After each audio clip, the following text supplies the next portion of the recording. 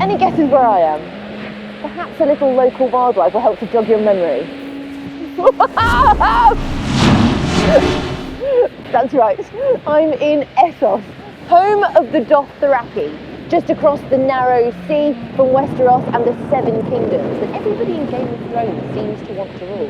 We're just around the corner from planet Edu in Star Wars Rogue One, and I'm not far from Dr. Man's planet in Interstellar either. You might be wondering what kind of magical place could combine such diverse locations, and the answer is, of course, Iceland. With its volcanic peaks, glacial rugged terrain and otherworldly skies, Iceland is the ideal real-world substitute for a whole host of magical and alien landscapes. It's pretty windy too!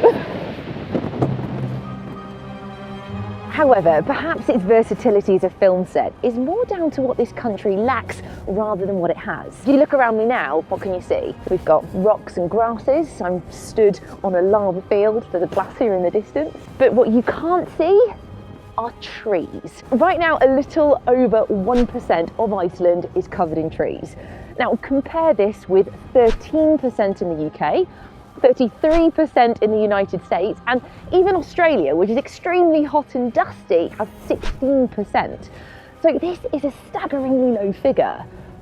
But that wasn't always the case. A couple of thousand years ago, at least a quarter of this country was forested. Imagine this, looking more like this. So, what happened to all the trees?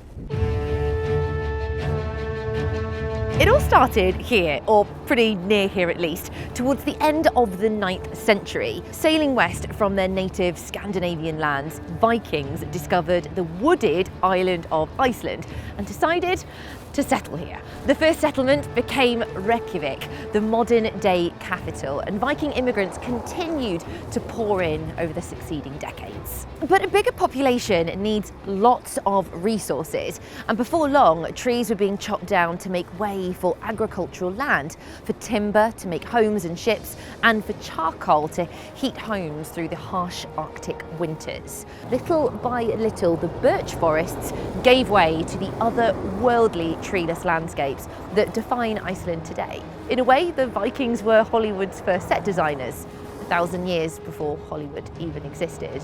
Good news for the film industry, but not such good news for the native inhabitants. No trees means no shelter from the weather, or worse, one of Iceland's numerous active volcanoes. I'm actually at the base of the Hekla volcano right now, but you can't see it because of the weather. When a volcano erupts, it spews lava and ash across the landscapes. And with no trees, there's no defence, meaning that ash can be lifted and blown miles across the countryside. And this presents a real risk of sandstorms, sweeping across the land, picking up dry, dusty soil and ash, slamming it into anything in its path. A particularly bad sandstorm in 1882 that was caused by strong winds whipping up the loose soil and ash buried local farms, killed hundreds of sheep and filled up entire lakes. And just to show you how bad conditions can get, the asphalt on the road behind me has quite literally been blown off. Worse still, once the trees have gone, turns out it's pretty tricky to get them back. The volcanic ash erodes the soil, which makes it really hard for vegetation, including trees, to take hold. And without an extensive root system, there isn't much left to hold the soil together or intercept the water that flows through it, which leaves it dry, dusty, and particularly susceptible to erosion. Nonetheless, progress is being made. Each year, hundreds of thousands of seedlings are being planted across Iceland by people like Rein, who for the past 2 decades has been working to plant a self-sustaining forest right here in the shadow of the Hekla volcano. So some people might find it strange to plant a forest at the base of a volcano. Why here? Yeah, the idea is that we get the trees growing back so we can stop the ash from blowing and damaging agricultural areas nearby. When you have proper birch trees, maybe up to a few meters tall. The ash just settles down like snow at the bottom of the forest. But on the barren land, when you have destroyed the forest, it just blows and destroys vegetation and soil. I see. All right, I'm going to put another one in here. So good luck, baby birch tree. Pressing it and lifting it up. Closing it up. And then a little bit of fertilizer. Yeah, brilliant. So this is the birch seedling that I've just planted, and you can't really tell the difference between this and all of the dry grass around it. But this actually is about, you say, a year old? 1 year old from a seed. And then how much will it grow in another year? This summer it will probably grow up to double its size, but in maybe 5 years it will grow up to close to 1 meter. Okay, so it seems like slow progress, but actually doubling in a year is pretty good. Yeah. Take it. But we are in Iceland, you know, and trees grow a bit slow here. I've just been planting tiny 1-year-old birch trees, and it's very clear that this is a project with an extremely long time frame. The reality is that it's going to take decades for my seedlings to look anything like this.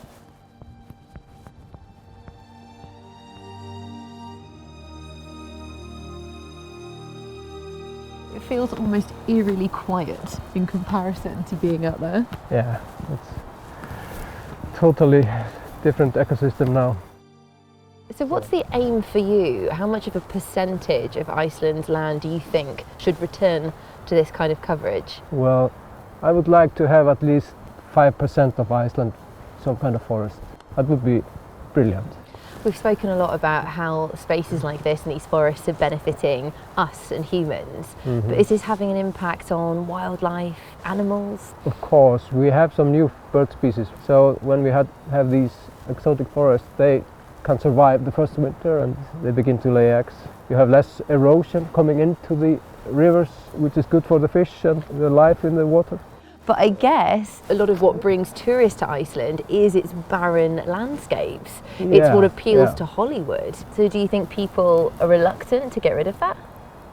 Well, some people worry about tourists and, you know, want to protect the barren landscapes. And some people even tell the tourists that this is native landscape. It is not. It's a man-made landscape. 1,000 years of unsustainable land use. It should be forest. I think it's great. Yeah, it is.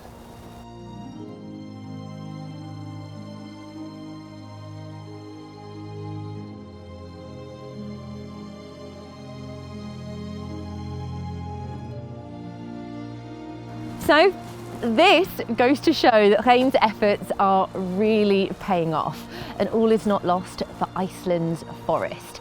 And who knows, if successful here, maybe Chaim's techniques can be adopted in other places that are facing similar deforestation problems, like the Easter Islands in the South Pacific.